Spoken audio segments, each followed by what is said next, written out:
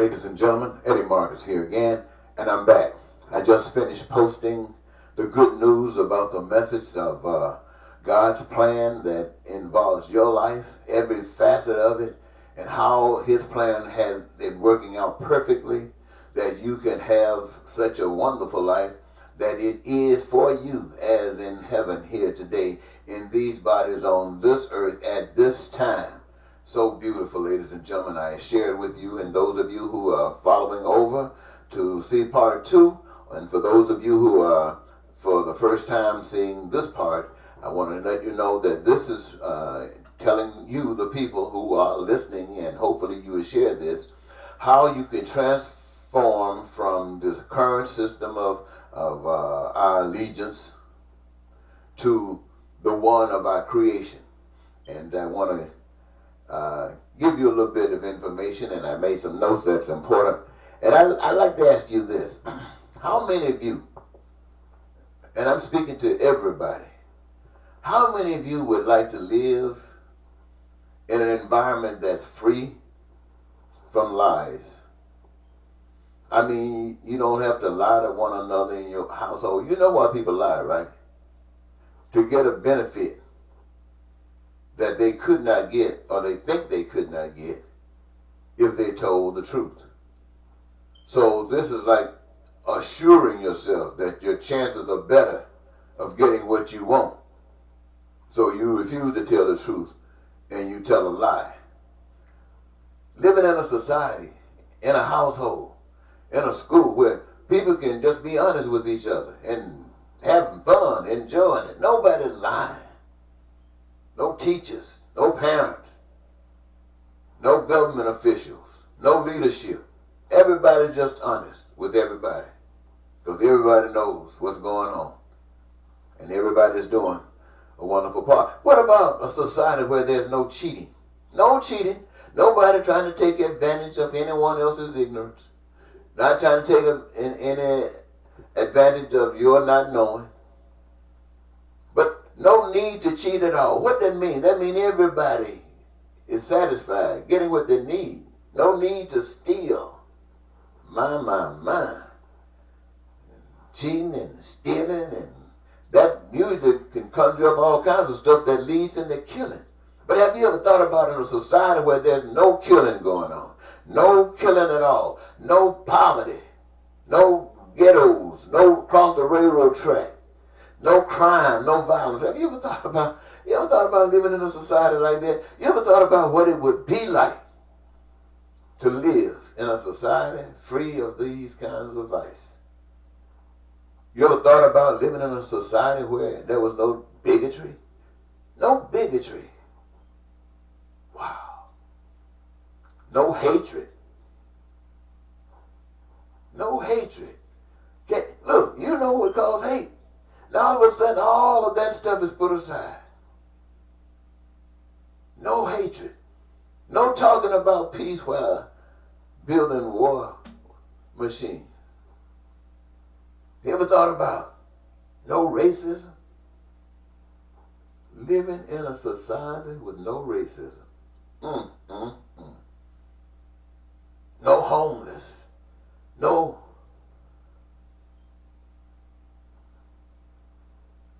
hunger.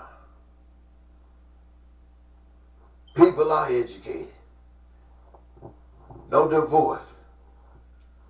I mean, have you ever thought about living in a society like that? Now, I'm going to be honest to you the truth. I know most of you haven't. Most of you have thought to think like that must be out of your mind. And if you caught yourself in to think like that, you'd slap yourself, wake up. Because, you know, that's the world we live in. And so I just wanted to mention this to you, ladies and gentlemen, because this is the world we live in. And I don't think any of us just enjoy knowing this right up front, that this is what we live in. This is filth. This is straight up failure. This is not just America. This is the world. But right now we're talking about America. This is America. This is us. We rest in all of this stuff. We think that we are not in the maggots, but we are. But the whole point of this ministry, the whole point of this message is to let you know you don't have to stay in that mess. You can come out of it and clean it up. What about living in a society where your needs are met? All your needs. What about living in a society where your wants are met? Man, oh man, oh man. Now that sounds pretty good. What about living in a society where your desires are met? Now you've heard it say you can get your needs, but there's other stuff. No, I'm saying to you, what about living in a society where your wants and your desires are met? My. What about living in a society where there's peace? Peace, my friends. A society where there's prosperity, abundant prosperity.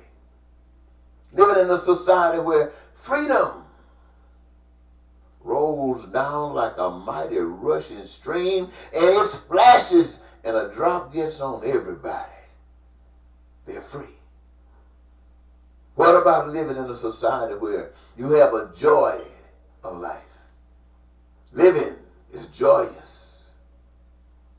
What about living in a society where your dreams become real? What about that? Living in a society where everybody got food and clothing and shelter. Nobody is without it, and it seems like they'll never, ever be without it and won't under a system like this. A system, my friends, where education is unlimited and unrestricted and it's free. It don't cost you a penny.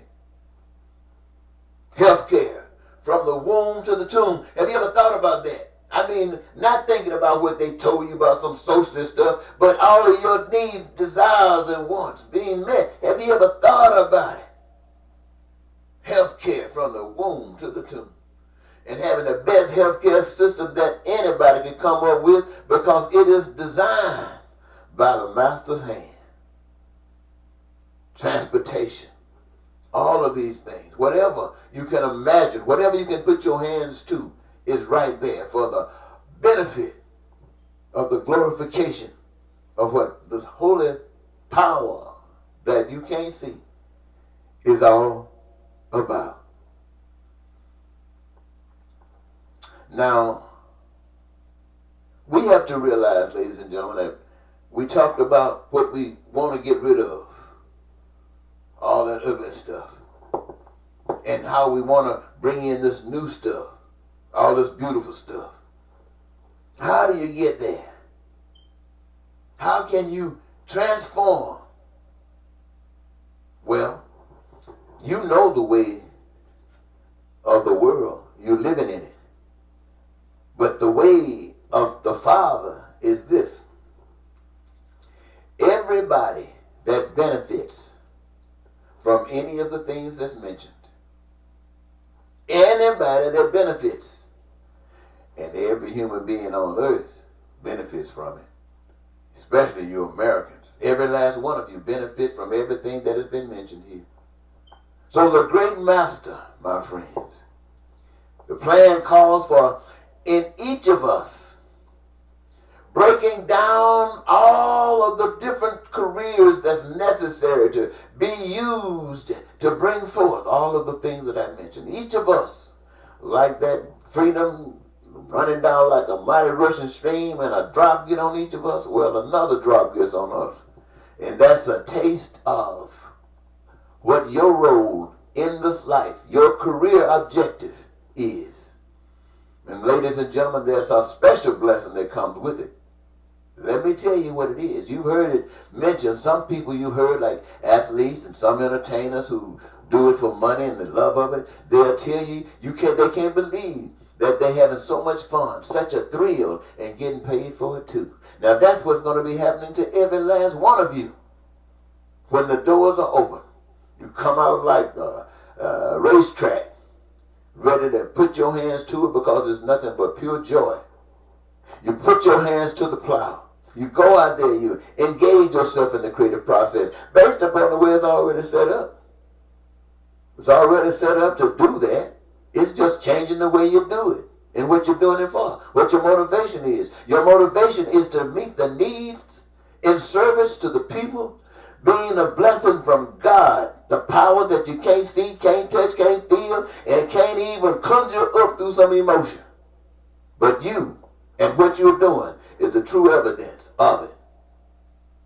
And so right now, my friends, this is the challenge to you, to engage yourselves. And because you do that, every last one of you have engaged yourself, are engaging yourself. So you become part owners of all of that which is created by the hands of man. You don't own the land.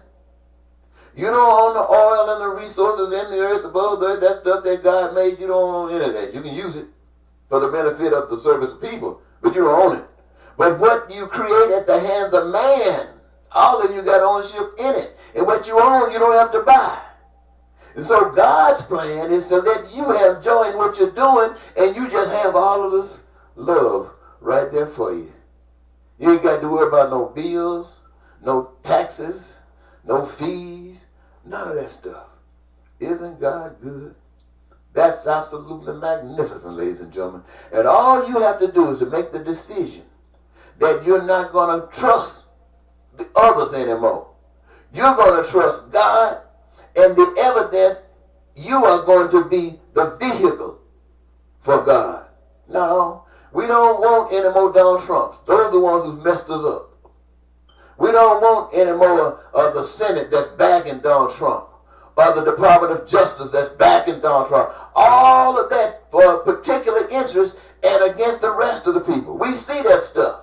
We cannot go along with that any further. We must not go along with that any further. And yet, ladies and gentlemen, I'm smart enough, I've been out here long enough to know that what I'm saying to you might be going in one ear and coming out the next. But I've committed 40 years to the lesson, and for 36 years I've been here, and most of those years, my friends, I have committed myself totally to giving this message to you in all kinds of ways. And having done that, I've been supported by my wife all of these years. But now I'm stopping that. I'm going to support myself. What I mean by support myself, I mean be me. And what am I responsible for? First of all, I'm responsible for me. I'm responsible likewise for 8 children. Some of them grown, well, most of them grown. But I'm still responsible for them. The same responsibilities I had before that did not become a fruit is still my responsibility to play a major role in it. I got a wife. Not only that, I got mothers of 5 baby mamas. 5 baby mamas. That includes my wife and my first wife. So, I'm just as responsible for them as I am for myself.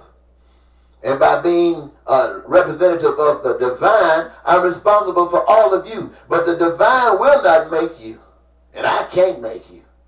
But what I can do is allow the power of God that I'm speaking to you about be manifested in me in such a way that these, my friends, these, my children, their parents, their mothers, I'm responsible to go against the system, go against democracy, and go against the people of the United States of America if they get in the way of all of those things that I just got through explaining to you that you can have if you just choose God. If you decide to stay with the world, that's you. But get out of my way, because I'm coming by the power of God to clear the path. That when I speak about homes, I got mine set up just like I want it to be. When I speak of any of those things, education, healthcare, all of those things, I want to live just like I am living in heaven right now. And if you decide that you just want to keep on dragging your feet in this hell, that's on you. But get out the way. Now, I just wanted to say that to you, ladies and gentlemen, that you know what you're up against. It's not going to be easy if you don't have God. See, if you got God, you're going to be on the right side. And all the things that they try to do to you, it doesn't bother you. Like putting you in jail, that lifts God up. Putting you in prison, that even lifts God up more. And killing you, ooh, that lifts God up and gives you the key to the heaven someplace else. But I ain't trying to get you to go no place else. And I'm not trying to save your soul. Let me get that straight. My message is not to save your soul. I understand that in order to save your soul, all you got to do is believe in Jesus. And the whole message of Jesus. I'm not trying to belittle it. You pay attention to it. You know what it's about. But that's about soul saving. This is about life saving. While you're here today, your life is just as important as your soul. And if you're living here today and you don't care about your life, you don't care about your soul. And you waiting for somebody to take care of your soul, just like you waiting for somebody to take care of your life. And ain't nobody gonna do it. They trying to take away every little bit you got. So wake up. Talk to you later. Goodbye.